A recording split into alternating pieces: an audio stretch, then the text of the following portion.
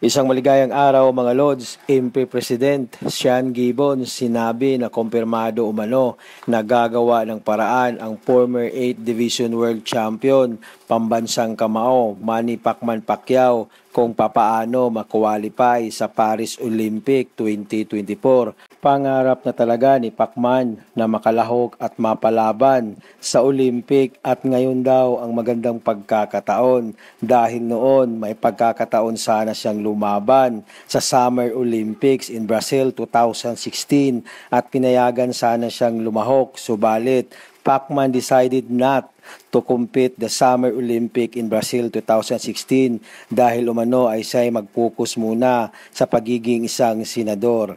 Pero para sa aking opinyon, dapat ibigay na lang ni Pacman ang magandang oportunidad sa ibang atleta. Sa ibang mga balita, local promoter ni Naoya Inoue na si Akihiko Honda ay nahirapan umano sa negosasyon sa kampo ni Marlon Tapales dahil aabot daw sa 170 million pesos o 3 million US dollar ang hiningi sa kampo ni Tapales.